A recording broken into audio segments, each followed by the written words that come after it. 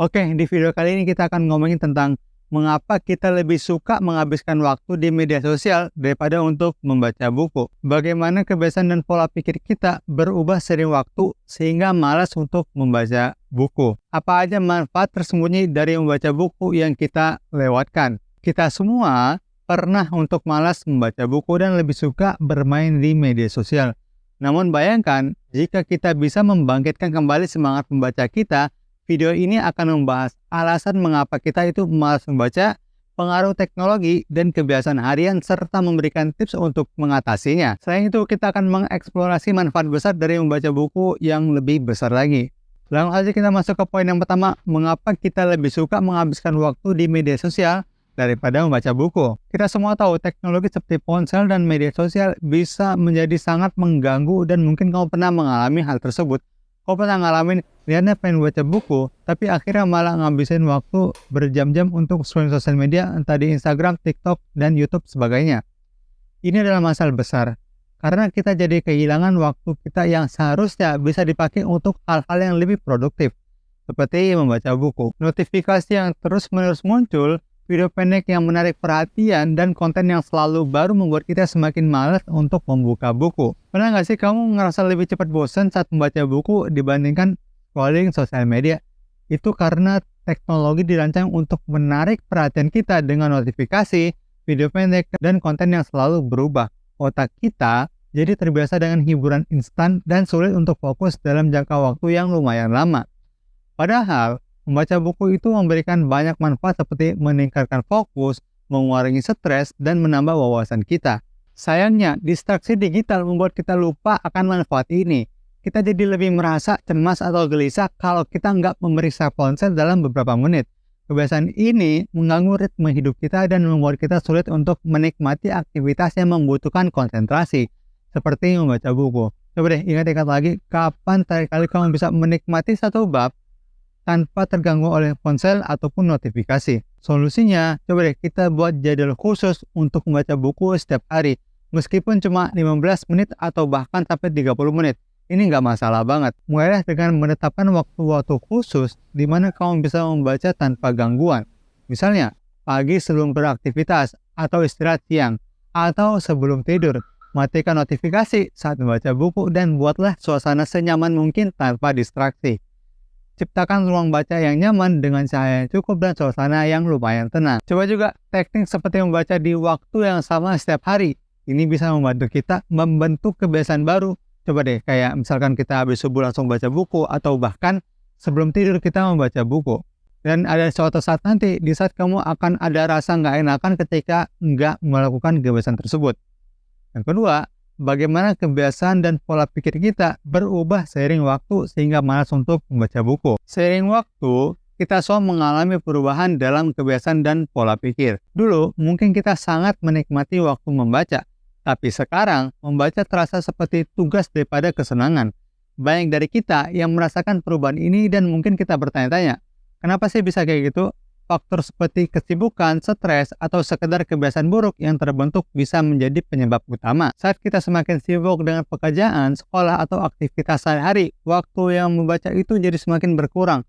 Prioritas kita berubah, dan membaca buku seringkali menjadi kegiatan yang sering banget kita tinggalkan. Kamu pernah nggak ngerasa bersalah karena lebih banyak waktu habis untuk hal-hal yang nggak penting daripada membaca buku? Kita semua pernah berada di situasi tersebut. Kadang, rasa malas dan kebiasaan buruk membuat kita sulit untuk kembali ke kebiasaan membaca yang baik. Kebiasaan baru yang terbentuk, seperti menghabiskan waktu di scrolling sosial media atau nonton TV, menjadi lebih dominan. Hal ini nggak hanya mempengaruhi kebiasaan membaca kita, tapi juga cara berpikir dan berinteraksi kita dengan dunia sekitar kita. Perubahan ini juga bisa dipengaruhi oleh pergeseran pola pikir kita terhadap membaca. Dulu, membaca mungkin dianggap sebagai kegiatan yang menyenangkan dan juga bikin kita lupa waktu. Tapi sekarang, membaca seringkali dianggap sebagai tugas yang membosankan atau memberatkan kita untuk melakukan hal tersebut. Ini bisa terjadi karena kita lebih terbiasa dengan hiburan instan dan konten singkat yang ditawarkan oleh teknologi modern.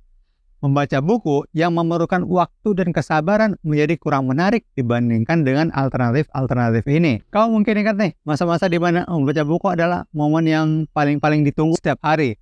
Saat itu, setiap halaman buku itu terasa seperti petualangan baru yang membuat kita penasaran.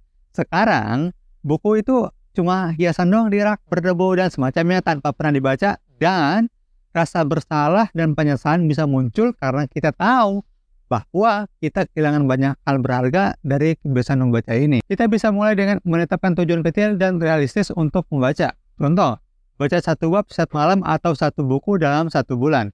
Coba mulai dengan buku-buku yang benar-benar kamu minati. Coba deh pilih genre atau topik yang kamu sukai agar kamu merasa lebih tertarik dan termotivasi dalam membaca buku. Jangan paksa diri kamu untuk memaksakan diri dalam membaca buku-buku yang kamu nggak suka kepadanya. Itu akan gampang bikin kamu bosan dan kamu berpikir, oh baca buku ini nggak enak banget. Selain itu, ciptakan lingkungan yang mendukung kebiasaan membaca.